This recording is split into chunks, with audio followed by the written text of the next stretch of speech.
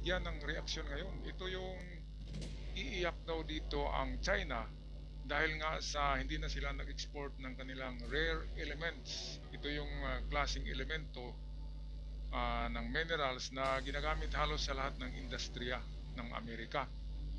Kaya hindi na sila nag-export sa Amerika. Ang ginawa ngayon ng Amerika ay naghanap ng sariling source ng rare elements sa lupain, sa kalupaan ng Amerika. Ngayon ay nakatakpo, nakakita ang Amerika, nakadiskubre at napakarami at madaling hanapin dahil nasa mababaw lang na parte ng ating earth crust. Kaya ito, iiyak ang China. Narito ang discovery ng rare elements sa Amerika, courtesy sa atin ng isang vlogger sa labas ng bansa. And it's one of 7 rare earth elements which China this year has restricted the export of.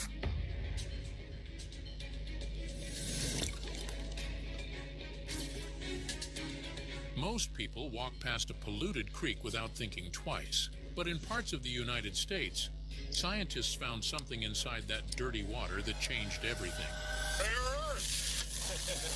With shovels at the ground, Ramaco opens the first new rare earth mine in the United States in over 70 years. Beneath the orange stains and sharp smell. Ito mga kababayan, no? Ang pangalan pala ng nakadiscovery na kumpanya ay Pramico. At 70 years ago, ang last na research ng Amerika sa paghanap ng rare elements sa kalupaan ng Amerika, pero wala silang nakita. 70 years ang nakalipas. Pero ngayon ay ito, biniyayaan ng Diyos, binigyan ng Diyos dahil sa hindi nag-export ang China. Akala kasi ng China na kapag hindi na sila mag-export sa Amerika ay iiyak ang Amerika, iiyak si Donald Trump kung hindi sila mag-export nitong rare elements.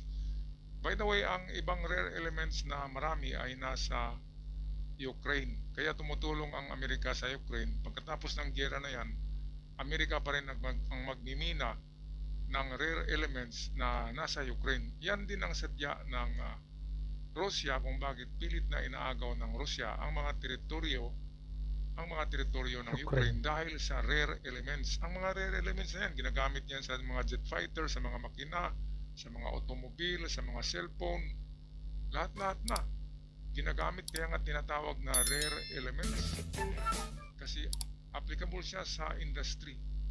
Kaya marami niya ng China, pero ngayon ay hindi nakukuha ang Amerika sa kanila dahil ito nga, napakalaking lupain ng Virginia, di ba? Yung West Virginia, ang napakalaking ano diyan, mga kalupaan na walang nakatira, kaya pwedeng miminahin yan ng Amerika. Ngayon iiyak ang China niyan. Iiyak dahil sa ang Amerika ang pinakamalaking consumer nila na bumibili sa kanila nitong rare elements. Kaya kung wala na ang Amerika, of course, mawawalan sila ng sales, di ba? At bilyones dolyares ang sales nila taon-taon sa rare elements papuntang Amerika. Ngayon sinayang nila yan. Sinayang nila, kaya iiyak sila dyan. Bakit kasi nagtapang-tapangan pa yung mukhang teddy bear dyan na si Jinping? Mga kababayan, di ba? Okay, patuloy tayo dito sa discovery ng rare elements sa lupain ng Amerika. Beneath the orange stains and sharp smell, they discovered rare earth metals. And here they're drilling for the first time in a decade, going deep to learn more about the rare earths and critical minerals down below. The same metals that power electric cars, smartphones, and advanced weapons. And China, the country that controls most of the world's rare earth supply, isn't happy about it. It's quite different from the other rare earth element mine that this is in soft rock, it's shallow, it's easy to access, and the volume of it is simply gigantic. Mababaw pa. We'll sell it to domestic customers, and that will be our answer to China. Ayan, Madali pang kuhanin. that will be the answer to China. Domestic customers lang nila. Ibig sabihin, ang pagbintahan nitong Pramico na kumpanya ay tanging Amerika lamang, Amerika domestic lang. lamang, sa kanila lang yan. Sila yung gagamit at hindi rin sila mag-export dahil nga hindi na nag-export sa kanila ang China, kaya hindi nag-import pala, kaya hindi na sila mag-export kasi baka kukulangin pa, di ba? Kasi bagong mina lang. Kaya itong tinatawag na rare elements, palagay ko mga ka-Golden Boy, mga kababayan, ay marami ito sa Pilipinas. Dahil ba yung sinabi niya na yung mga river daw na dinadaanan ng mga mina na iniwan na, marami yan dito sa Surigao del Sur. Mga mining na iniwan na at ang mga creek ay nag-amoy kalawang at nagkulay orange. Yun talaga yung nangyari dito ng magmina ang malalaking kumpanya sa Surigao del Sur. At nang iniwan nila ay ganyan ang nangyayari. Parang walang nabubuhay na creature sa creek o river dahil nga sa metallic talaga. Ang pagdaloy ng tubig ay may kasamang mga nakakalason na klaseng metal na hindi mabubuhay ang mga nilalang sa creek katulad ng mga maliliit na isda at iba pang hayop. Sa palagay ko marami ito sa Pilipinas ang rare elements. Wala nga lang naghanap dito, pero marami dito. Kasi ano pala yan, parang byproducts ng mina. Kapag mayroong mina na malakihan ay pwedeng magagawa ang proseso ng pagmimina ay magagawa ng rare elements. Kasi yun pala, diba, maya-maya ay explain yan dyan sa video kung paano nagpo-form Daming gamit itong mga rare elements na ito. Kaya itong mga sapa natin na mabaho and then parang kalawangin, tapos walang nabubuhay na mga creatures or mga isda. Ito pala yung sinyalis na mayroong rare elements sa ilalim ng lupa. Kaya pag meron tayo niyan, rare elements, mayaman tayo sa palagay ko meron Okay, patuloy tayo dito sa ating video tungkol sa rare elements na nadiskubre ngayon sa Amerika. The shocking discovery inside U.S. rivers. If you had walked along Deckers Creek in northern West Virginia some years ago, the water would not have looked like a place anyone would fish or swim. Ayan. Locals remember stretches of the creek running a harsh orange color, with rocks stained red and brown, and a sharp metal smell hanging in the air. Ayan, nakita nyo yan, mga kababayan. Masansang daw parang amoy kalawang and then orange yung tubig. Marami yan dito sa atin, di ba? Kasi highly mineralized ang kalupaan ng Pilipinas. Lalo na dito sa amin sa Surigao del Sur ay napakarami siguro niyan. Wala nga lang naghanap ng rare earth minerals dito. Ang hinahanap kasi dito ay ginto ginto, tsaka silver, tsaka nickel, tsaka chromite.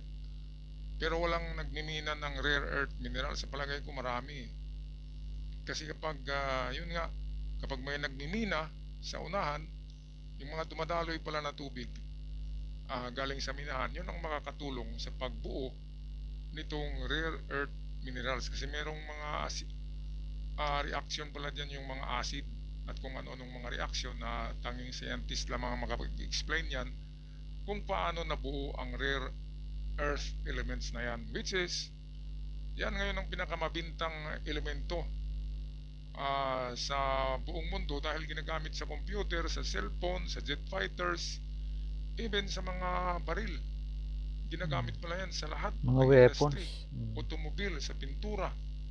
Grabe. Sayang, no? Dapat sa Pilipinas meron tayong Department of Science na maghahanap ng ganyang klaseng rare earth elements dahil nga sa napaka-demand nito sa Amerika. At dahil hindi lang Amerika, lahat ng industrialized country ay bumibili niyan. Mas mahal pa yan sa nickel. Yung nickel ay napakamura Marami tayong nickel dito, mura. Mahal pa yan sa silver. Kaya rare earth elements, sa palagay ko meron tayo niyan sa Pilipinas. Okay, balik tayo sa video.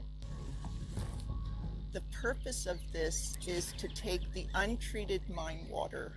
The water will have a higher pH. Higher pH. When the water comes right out of the mine into the creek, it's very acidic. People called parts of it a cesspool, not a stream. Fish were gone and insects were scarce. That strange color was the first clue that something powerful was happening in the water. The problem came from abandoned coal mines up in the hills. When mining companies cut tunnels into the rock and later walked away, they left behind long walls of broken stone filled with a shiny mineral called pyrite. Ayan. Pyrite is often called fool's gold because it looks like gold. Ayan, so kapag maraming pyrites na, di ba, sa mga mina ay nasa ibabaw yan ng ginto, di ba, nasa ibabaw na parte. Yung mga false gold na yan, napakaraming pyrites dito sa atin, di ba? Magbiyak ka lang ng bato, ang daming pyrites na laman kukuha ka lang ng lupa, isang pala, daming pyrites. Kaya isa sa mga isa sa mga components niyang pagbuo ng kalikasan itong rare earth minerals. Kaya nga tinatawag na rare kasi hindi marami, minsan lang. Rare earth minerals, isa pala dyan na sangkap ay ang pyrites at yung acidity na galing sa mina, yung mga toxic acid. Grabe na niyan, no? Mataas Mga na kababayan, pH. kailangan ng lugar ay mayroong mina.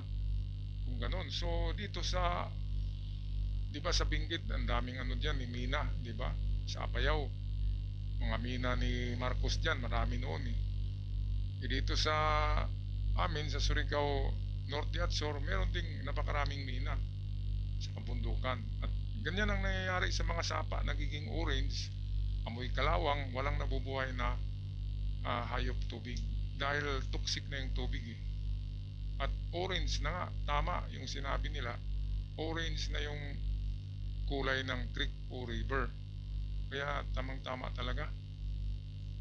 Sana ay merong maghanap ng rare earth minerals dito sa atin, kasi yan ang trend ngayon. Hindi na chromite, hindi na silver, hindi na ginto. Rare earth minerals ginagamit sa eroplano at mga missiles.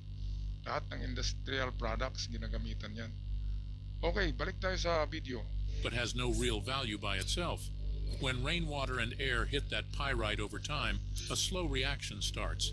The mineral turns into a kind of acid. That acid then eats into the surrounding rock and drags metals out with it. The result is a rusty, acidic water called acid mine drainage that pours out of old mine entrances and seeps straight into nearby creeks and rivers. Acid mine drainage does not just make the water look ugly, it makes the stream hard or even impossible to live in. Even after mines shut down, the drainage can keep flowing for decades because water keeps moving through the old tunnels and waste piles. For years, acid mine drainage in Appalachia was treated only as a curse. It ruined drinking water, corroded pipes, and dragged down property values along creeks that should have been local pride. Ayan, so ito yung dinudulot ng mina, di ba, na nasisira ang kalikasan. Sabi natin, yung tubig hindi na maiinom dahil ang tubig na dumadaloy galing sa mina ay napakaraming mercury. Dahil sa nagmimina nga ng ginto kaya kailangan gumamit ng mercury. Yung proseso pala na yun na ilang taon na dumadalo yung tubig sa river o creek and then ma-mix together with the pyrites at ano pang ibang klaseng bato, hindi natin alam. Yan pala ay through the passage of time ay magiging, kaya pala mababaw lang itong na-discover nila sa West Virginia sa Amerika. Rare earth elements. Mababaw lang dahil malapit siya sa mina. Kaya dito sa Pilipinas, dahil ang dami nating kaminahan, di ba? So malamang na mayroong rare earth minerals, wala nga lang naghanap dito. Dahil sino bang bibili niyan, di ba? Wala tayong alam na bibili diyan. Yun pala, ang Amerika ay number 1 buyer ng rare earth minerals in bunches. Kailangan lang marami. Hindi yung paano-ano lang, di ba? Pag ganyan-ganyan lang, pakunti-kunti. Dapat in batches. Marami talaga. Tuni-tunilada, hindi lang tuni-tunilada, talagang in batches, yung marami talaga. Kaya ang China yumayaman dahil sa Amerika kasi ang Amerika ang number 1 buyer niyan, rare earth minerals. Grabe.